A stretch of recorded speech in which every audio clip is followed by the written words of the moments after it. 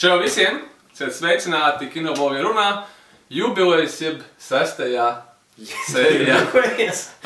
Šoreiz atkal mēs esam divi ar Sergeju M. Kinokastelē! Un mēs izstāstīsim jums, kas jauns noticis kino pasaulē par šo laiku kopš iepriekšējās reizes. Sergejs no Kinokot. Mani pazīst tāpatās. Un mēs sāksim ar Anne Hathaway un Matthew McConaughey, kuru pievienojas Interstellar jaunajā Christopher Nolana projektā. Un principā tas ir interesanti, kā viņš atgrieza atkal savus mīļākos aktierus Anne Hathaway, kā viņš arī mēdz darīt ar Prestige un Christian Bale un Batman Begins.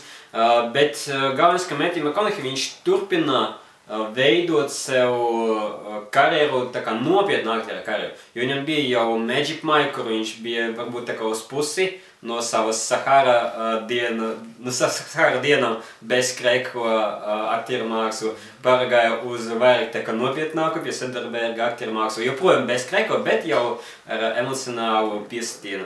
Un viņam bija bērni, viņam bija Killer Joe, un tagad iznāks Mud un Interstellar, kuras nopietni nozīmē, ka viņam varbūt ir arī iespējas kļūt par, es nezinu, Oskarotu aktieru, ko es nekad nebūtu pateicis pirms 5 gadiem.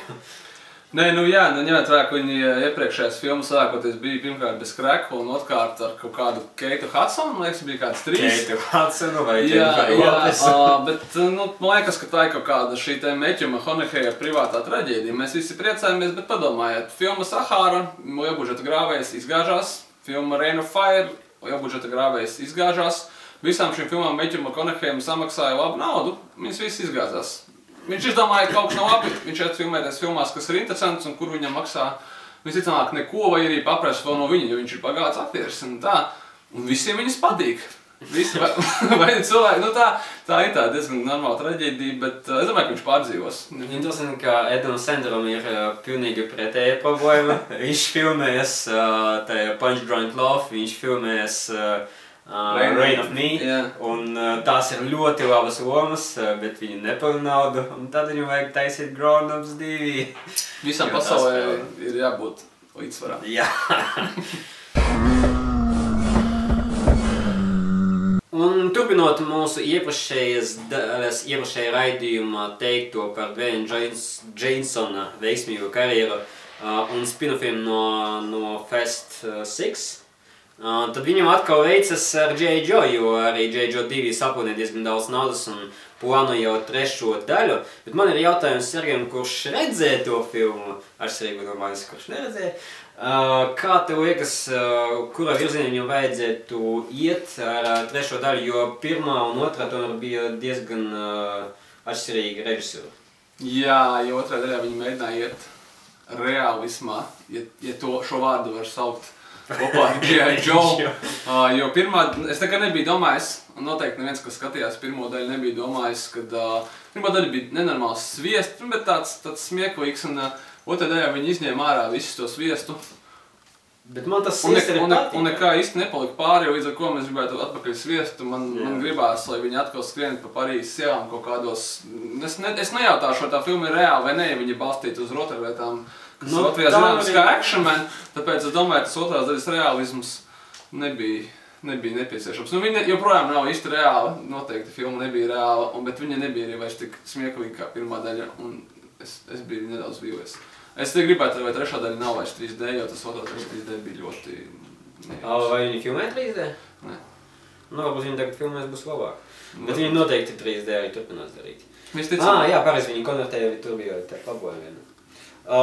Bet es nezinu, man liekas, ka es tur pilnīgi piekrītu par 1. daļu, jo man tā tieši patika, tāpēc, ka tā bija ļoti bērnišķīga, bet stilīga, jautra filma, un viņam vajadzētu, kaut arī to arī tāpēc arī sakritizē, tāpēc viņi veidoja 2. daļu savādāku. Un tas droši būs arī galvenais arguments, kāpēc varbūt 3. daļa būs atkal nopietna. Es teiktu, viņi var paņemt to naudu, ko viņi plāno uztaisīt 3 citas filmas labāk. Tā vietā es nopietni tādu, bet zin kā ir kaut kas neizbēgams kā G.I. Joe 3 vai Transformer 4 un tā tālāk, un vai tur ir jēga iestresot baigi, es domāju, ka tas viss kaut kur būs, un tad jau, kad būs, tad noskatīsimies. Un turpinot Dwayne Johnsona tēmu, viņam būs vēl viena filma tagad, Fast and Furious 7, kuru plānoja uzņemt šovasar, bet Justins Lins pateica, ka viņš droši nepiedalīsies. Justins Lins, kurš filmēja no 4. daļas, cik atceros. Noteikti nepiedalīsies, jā. Viņš bija tas, kas, nu tā teikt, restartēja franšīzi. Un tagad man liekas vienkārši interesanti, ka viņi atrada it kā jaunu režisoru. Un viņu prāt gaudies paņemt Azijas režisoru. Nākamais būs James Wan, režisors no Saw un Insidious. Bet, Sergej, visi, kad saka, ka James Wans, viņi aizmirst. Viņi domā, ka viņš ir režisors no Saw un Insidious, bet viņš ir arī režisors no Death Sentence, kas šajā gadījumā ir daudz piemērotāka filma, par ko runāt. Kāds varbūt nav redzējis. Visticamāk, daudz nav redzējuši, viņi ļoti maz pazīstam tā filmu. Man arī ļoti patika, ja gan tas bija tāds diezgan tieši Death Wish remakes, varbūt vēl melnāks, bet es domāju, ka tieši šī filma jāņem pa pamatu tam, kā viņš pieies Fast 7. Viņā, man liekas, bija izcila vienkārši one-shot aina, autostāvētājs, varbūt nedaudz nospēloši, bet kaut vai dēļ viņas ir vērts šo filmu atrast un uzskatīties, un izcils Kevins Bacons, un tāpēc neaizmirstam par to, ka tas ir arī Death Sentence, ne tikai Saw. Bet, man patīk Death Sentence tieši tāpēc, ka šī bija emocionāla filma, par kuru kļuva varbūt Taken, kas arī tāds vecāks aktieris, kas visus močīja. Bet visi zina Taken, viņi daudz maz cilvēku zina tieši Death Sentence. Nepelnīti. Jā. Par Fast 7 vienīgais, kas satrauc, ir tas, ka viņi tiešām filmēs jau šovasar un viņu rādīs, ir plānots izlaist pēc gada, ar visiem sequeliem, kas iznāk pēc gada. Ja tikai tur nav joprojām, jau tagad izdomāts viss līdz mazākai detaļai, tas ir bišķi tāds danger. No otras puses, protams, ir skaidrs, kad arī Universal jūt, kad viņi nevarēs gaidīt vairs vēl kaut kāds 2-3 gadus, kad vajag kalt dzelzi, kamēr ir karst un izlaist 7. un tad varbūt viss, un kā būs, tā būs. Un vēl sci-fi ziņas ir diezgan labas, ka beidzot ir rodas ziņojums par Chronicle filmu, kura bija viena no labākām sci-fi filmām 11. gadā vai 12. gadā. Un sākumā vienkārši bija paziņots, ka iespējams ir problēmas ar otro daļu, jo studija nepatika īsti sequel scenarijs, un bija teiks, ka viņš ir pārāk atšķirīgs no pirmās daļas, ka Max Landis vienkārši turpina personāžu attīstību un taisa daudz tumšāku nekā studija bija gaidījusi. Un ka studija īsti gribēja uztaisīt vienu un to pašu. Problēma ir, ka to ziņu bija pateicis John Landis, Max Landis tēls, slavens ar filmām American Werewolf in London. Un tad Max Landis tā kā ziņas mazliet tā teikt savam tēvam pateica, ka vispār mans tēvs nav nekā iesaistīts ar šo filmu, un viņš nezin, par ko viņš runā. Noklausījās. Virtuvēs saruna vai kaut ko tam līdzīgu. Un tāpēc viņš pateica, ka jā, ir nelielas domstarpības tieši par filmas sequelu, kurš sapunīs 120 miljonus uz 20 miljonu budžeta, ka tas nav tāds pats, kā pirmā daļa, bet tas ir baigi labi. Es ceru, ka vienkārši studija sapratīs, ka viņam vajag turpināt veidot to stāstu citā virzienā, turpināt attīstīt tos vēloņus, tas, ko Max Landis grib panākt. Bet, Sergej, tu zini, kas vēl bija atšķirīgs nekā pirmā daļa? Ne tikai otrais Terminators, bet arī otrais Blair Witch Project. Tā kā varbūt, lai viņš nav tik ļoti atšķirīgs kā pirmā daļa. Nu, bet Blair Witch 2 taisīja mums citu džekļu. Tur, jā, varbūt arī tā. Bet man ļoti patika Chronicle. Viņš ir tāds svaigas elpas, nezinu, kaut kas, bet ļoti patikās. Un otrā daļa, es neesmu droši, ka viņi tik ļoti nepieciešami, bet es arī saprotu, ka vēlmi, kāpēc viņi vajag radīt. Manis pēc viņi var tiešām radīt arī savādāku un nefilmēt viņu vairs tā šajā found footage stilistikā, bet kaut kā pavērst to lielāku, līdz ar ko, nu kā tas pirmā daļas beigas, to it kā tā paredzēja. Bet arī ir skaidrs, ka galvenais mērķis, bet impulss, kādēļ viņi grib filmēt otro daļu, ir, protams, budžets. Kačing, jā, kad lēti paņemsim vēl jaunus aktierus, atkal viņiem kaut kas notiks, nofilmēs ar rokas kamerām, un nopelnīsim kaudzi naudas.